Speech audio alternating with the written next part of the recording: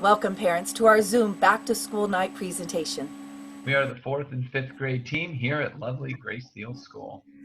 My fellow teachers and I work closely together every week, finding the lessons that we then teach your children. Hi, I'm Inez Blanco, and I teach 4th grade. Hi, I'm Karina Dundor, and I teach 4th grade. Joan Jiangoqian, and I teach 4th grade as well. I'm Terry Burketta, and I teach 5th grade. I'm Jerry Sosello, I teach 5th grade. And I'm Joel Stern, I teach 5th grade as well. We're going to share a Google Slides presentation with you with some important information on how to make distance learning successful for your child.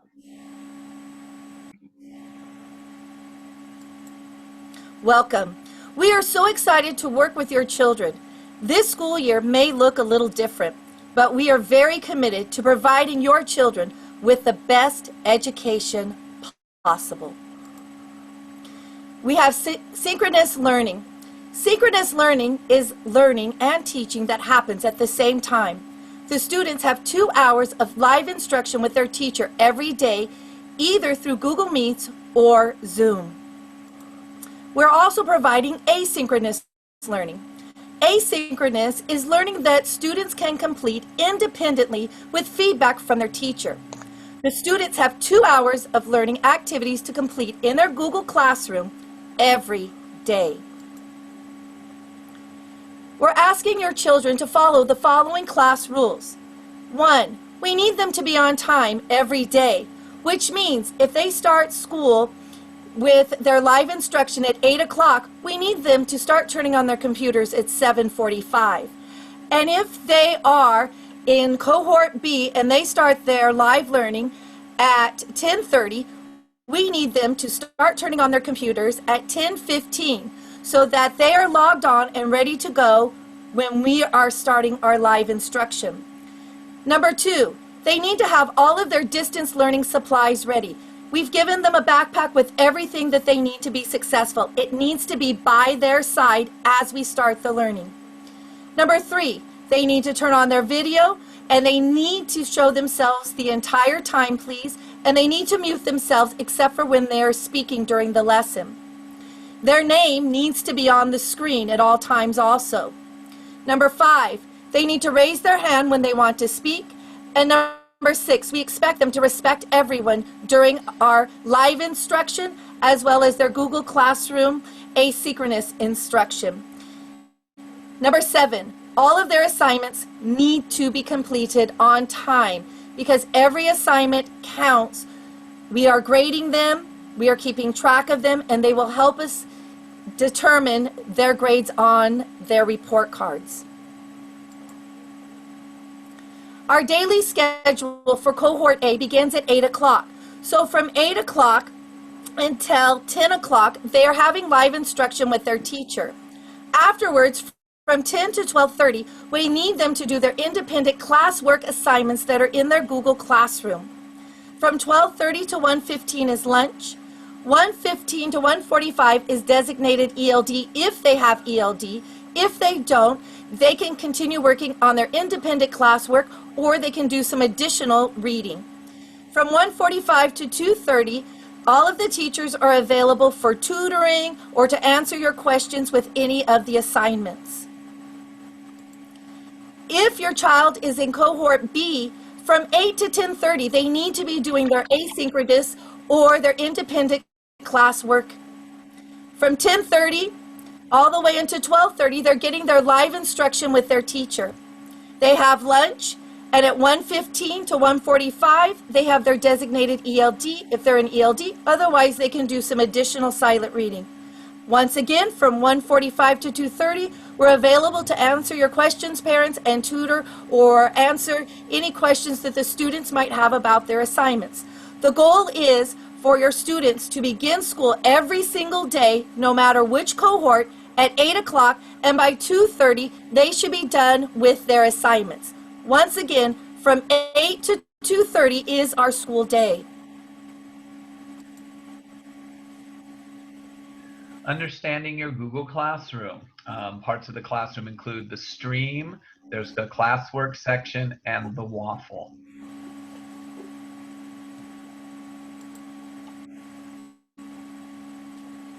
The stream, this is where current events and news is posted about the classroom. Students can put messages there, and teachers can put messages in like a live real time for the classroom.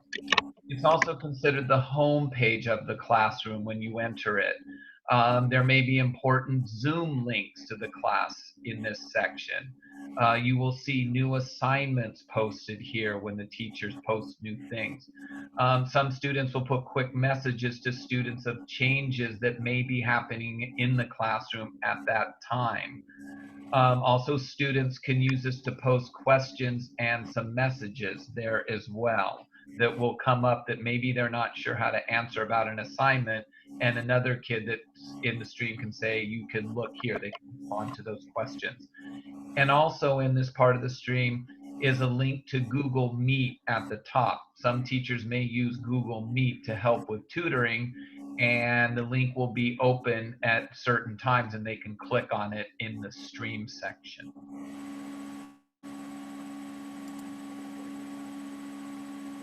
The next important part of the Google Classroom is the classwork section, and this is where all the assignments are located with due dates and everything that you want to see about what your student, your child has in the classroom.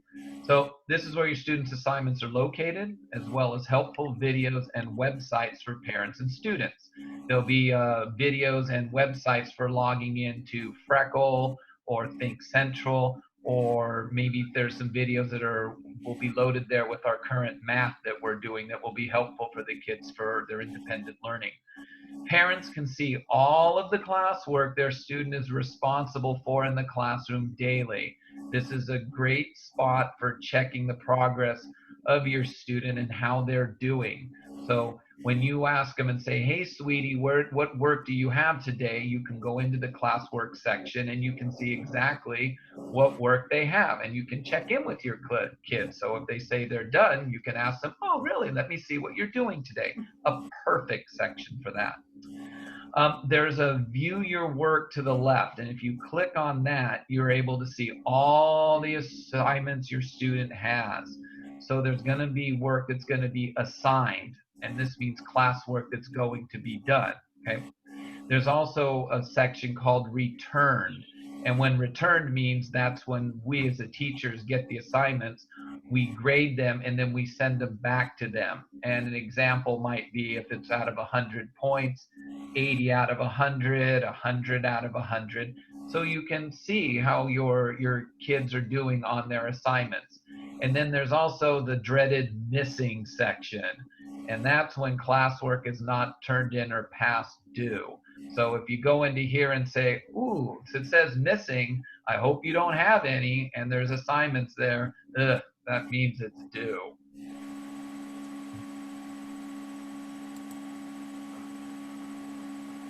The waffle are 9 dots that are going to be up in the right-hand section of the Google Classroom. And these 9 dots, it contains all the important apps or applications your students will use. We use lots of apps in the room, and here are a few common ones that we use quite a bit. Gmail. All the communication that we do to the students is going to be through their Gmail account, and it's that red letter M. So if you click in there, you'll see notes from the teachers. For example, we'll send your students notes that are saying, hey, this assignment is coming due, please do it, or hey, thank you, you did a really good job on that assignment. All their information will go through Gmail. Another one is McGraw-Hill. It'll be that red McGraw-Hill square, and that's our reading curriculum. And for the 5th grade, I know they're purple books. I think the 4th grader, they might be like the yellow-green books. Anyhow, the McGraw-Hill is where they will have their reading assignments located. Think Central is our math curriculum. So there may be assignments there, like the personal math trainer that your student will have to log on to, and that's the icon that they can click on. So those are 3 really common ones in the waffle that they will have. We are an AVID school. As an AVID school, we use strategies to help your child be successful. AVID stands for Advancement via Individual Determination. As an Avid school, we expect your child to have scholarly behavior. We want them to sit up. We want them to lean forward and listen. We want them to ask important questions. We need them to nod their heads yes and no and give us feedback. And we need them to talk to us when they need assistance so that we can help them be successful.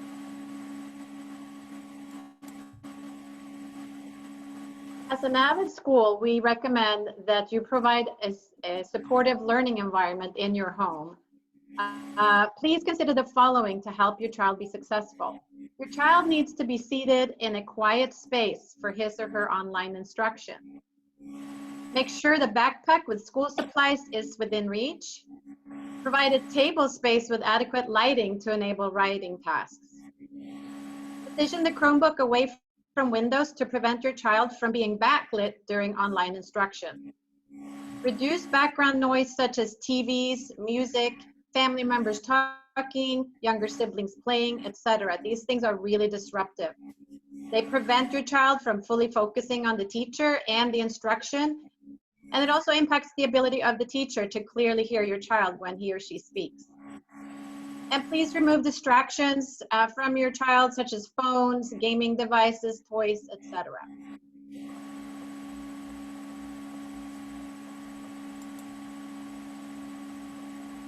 Food and snacks. These are the items that we encourage your child to have before they see us in the morning. Yes, we want students to eat a healthy breakfast before school begins. Yes, we want a snack time to take place during the scheduled break. Yes to fresh fruit, yogurt, granola bars, apples, apple slices, carrot sticks, cucumber slices, string cheese, etc. These are all recommended snacks. Yes, we want students to drink water. We also have some things that we would like you to not have present during our sessions. No, we do not want our students, your children, to be eating during class. And we ask you not to be drinking. We ask that your students not drink Gatorade, Powerade, or any other sugary drinks during class.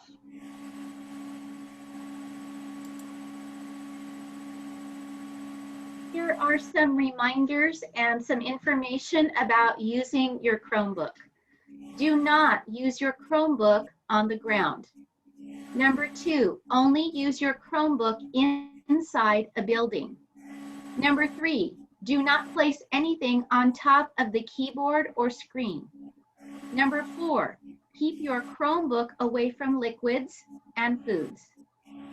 Number 5, always carry the Chromebook with the screen closed. Number 6, Chromebooks are to be used for school purposes only. Number 7, this Chromebook has been loaned to you by Graceville School. It is your responsibility to take good care of it.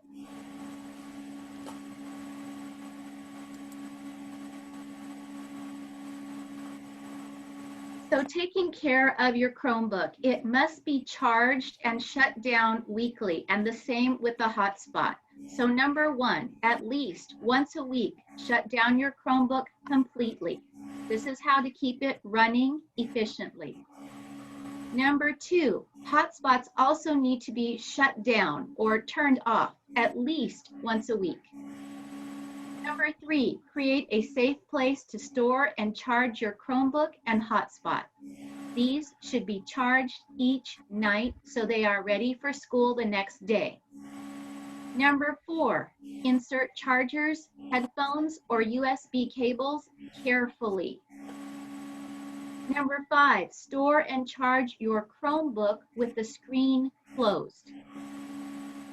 Number 6, do not leave your Chromebook in an unlocked car or unsupervised area. And just another note, what we are experiencing in the classroom is students with their Chromebooks losing power because they have not charged them the night before, or they're not plugged in while they're sitting with us in the class. So we need to emphasize that point. They need to be charged every night. they should be plugged in while your children are in class with us. We need your child to be internet awesome. This means they need to be smart. They need to realize that their digital footprint represents them and that everything that they do online is recorded. They need to be alert to know the difference between what is real and what is fake. They need to have a strong password, and they have to be very responsible to protect the strong password that the district has already given them. If someone knows that password, they need to tell a teacher immediately so that we can get them a new, strong, protected password. When we're online or in our Google Classroom or instructing with Zoom or Google Meets, we need to be positive and kind to each other at all times. And if someone is being disrespectful or unkind, we need to be brave and stand up against that inappropriate behavior. We would like you to also know that we have a program called BARK. BARK is recording or monitoring all activity that your students are doing and that your teachers are doing during the day, during school hours, after school hours, anytime that they are doing any kind of email or going to a website to research something, looking at any videos, everything's being recorded. So if they are using any kind of inappropriate language or they are going to a site that we have not asked them to go to, that is being recorded. And the teachers will be alerted, you will be alerted, and the students will be reminded not to go to those locations. Our number one priority is keeping your child safe as well as educated.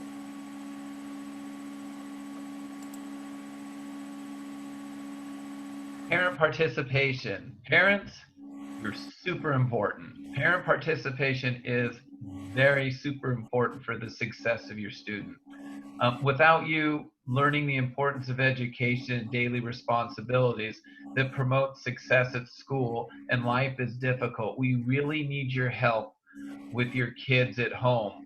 We're not there with them. We're doing this digitally.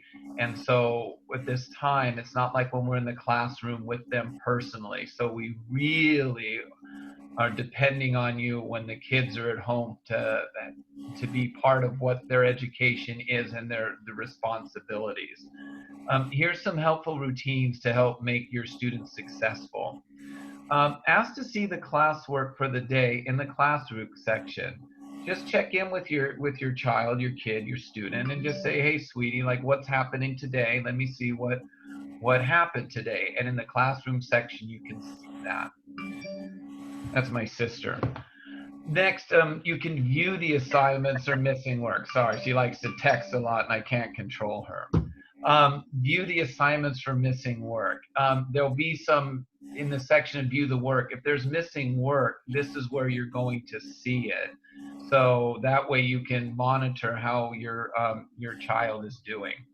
Also, check the Gmail occasionally for teacher communication. Send notes home to your kids, and if you pop in on that once in a while, you'll be able to see what's happening in the classroom with how they're doing, important messages, any work, any help that they need. And also, one of the big things is at the end of the day, give your child a hug and a kiss for doing the work. They need to hear that you approve and that the education is important, and that can go a really, really long way. Okay? Thanks. So let's have a wonderful year. If you need to get in contact with us, please call our school phone number, 933-8920. And then when they ask for your party's extension, please type in our extension, and we will be happy to help you with any of the needs that you need so that your child can be successful this year.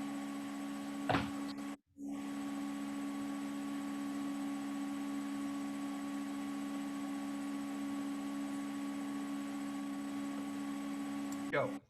Thank you for coming to our Back to School Night presentation. If you need anything, please let us know. We're happy to help you. We're here to support you and your child through this year. Bye, everyone. Thank you.